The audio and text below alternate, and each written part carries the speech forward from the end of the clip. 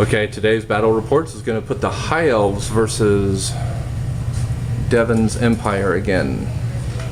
And there's some proxying going on, but not much this time around. That's actually one unit of 30 archers for the High Elves behind a burning barricade. Blazing, but same difference. Blazing barricade. And that is on a hill. This Elven Waystone. Elven Waystone. Arcane Ruins. Arcane Ruins, another Arcane Ruin, so like Magic Top right there. Alright, this is 25 Phoenix Guard led by my general. This is 28 Swordmasters with my wizard in it. This is 15 Lyrian Reavers in one unit. The Vanguard forward, which is why they're so forward. And this is my scouts, the Shadow Warriors, led by a hero. Okay, on this side, we have 10 Inner Circle Knights, 10 archers. This is supposed to we're proxying for the Hellblaster Volley Gun. This is a mortar represented by this guy. Great Cannon, Demigriffs, more Inner Circle Knights. All my cavalry have lances, so they have the 1-up armor. And proxying again has 30 great swords with two characters in it. One being my wizard general, and the other being my BSB. And I have two other characters, both master engineers here. That's it.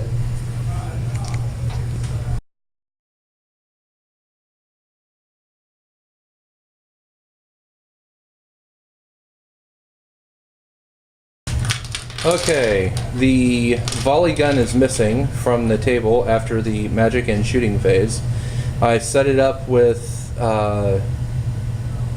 the Melkoth's Mystifying Miasma to lower its ballistic skill.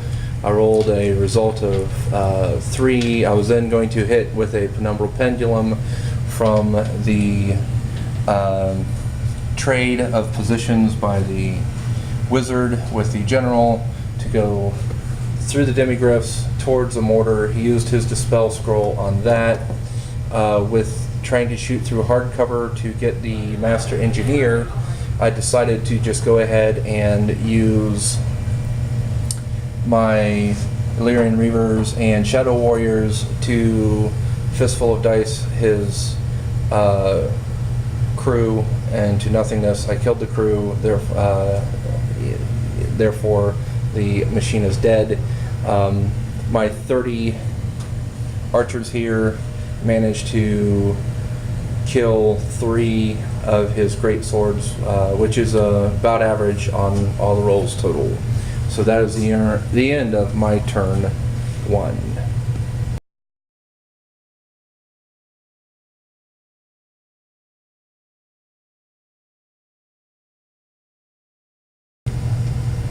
Okay, Empire, turn 1.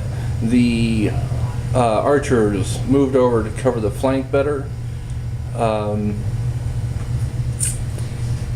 moved over an entire inch. They moved back an entire inch. They stayed.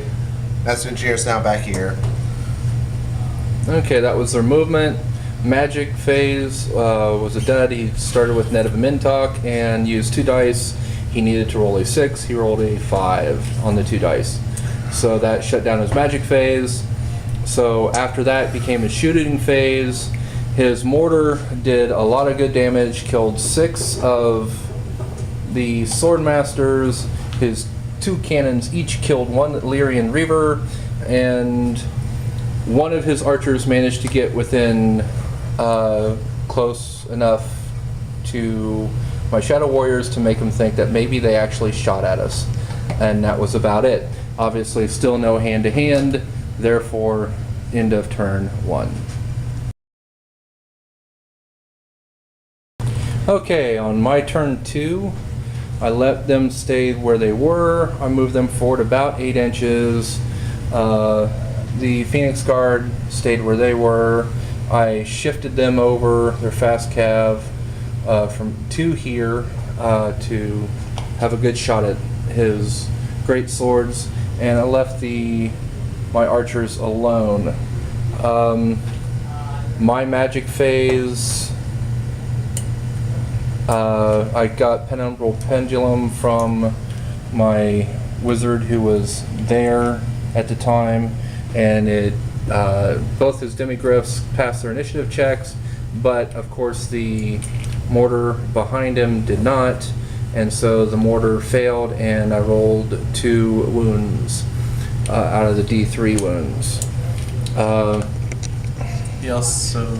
And Melkos, -1 on all of this unit. Here, let's go ahead and mark that. -1 on all their stats. I pumped it up. And then this archer hero here in this unit of Shadow Warriors has the Ring of Keen's Fury, giving him Soul Quench. So he managed to kill 1 of the unit of archers that was there, and then the archer unit just followed suit, killing all but 3, and the 3 failed their panic test and fled off the board. And that is the end of my turn 2.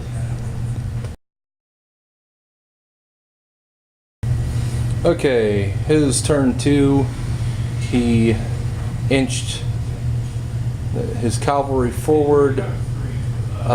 He moved his great swords forward for movement. Magic phase, his dice are really killing him here. This is the second turn in a row he's led with Net of a Mentalk and rolled 4 on 2 dice to cast Net of a Mentalk when all he needs is a 6. Well, he failed 2 turns. This time was a 4. His mortar did some damage, or didn't do any damage this turn because it ended up diverting too far behind my unit of Swordmasters to hurt anyone. On the other hand, his cannon there did kill 3 Swordmasters. His other cannon rolled a misfire, and since his 2 Master Engineers had already been called for the other 2 pieces of war machines, that war machine went ahead to have go with the misfire chart, and he rolled a 2, which means it's dead. It blew up. So that is the end of turn 2. Okay, my turn 3. I went ahead and moved the Shadow Warriors up on top of the building.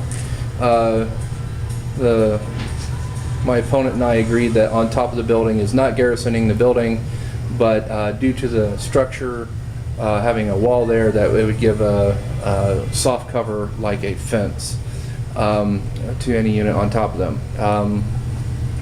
And I moved them further onto the flank. Basically, I'm rolling both of his flanks with my archers, so it's not as dominant as rolling with a flank with, say, cavalry, but it's still rolling his flank, and I'm going to probably get really good position as a result. Let's see here, my magic phase, I got Melkoth off and pumped up, so it's -3. Yes, -3 from all 4 of their stats, demigryph stats, making their movement a 4 and very unlikely to charge. Let's see here, the archers here finished off the mortar, so I don't have to worry about it. The archers here whiffed on shooting at the unit directly in front of it. On the other hand, the archers here were able to go ahead and do some damage, enough to make them take a panic test, which they did pass. So I am whittling down that unit and whittling down his artillery, and his cavalry has yet to close. That is the end of my turn 3.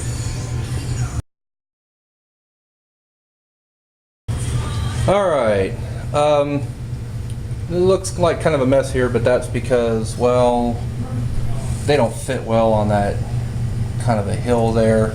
So you move forward. That one right there, center of your screen, is the one who's anchoring the rest of their positions. They moved forward as well. They did a swift reform to face these guys. Let's see here. That was their move. Magic phase finally worked for him. He got bubbled both Foz protection and what was the other one? Barona's time warp. So that means all 3 of these combat units are now affected with -1 to be hit and +2 attacks per, or sorry, +1 attack per person. So that makes them actually very, very dangerous in hand-to-hand combat, even more so than normal with the demigryphs and the greatswords.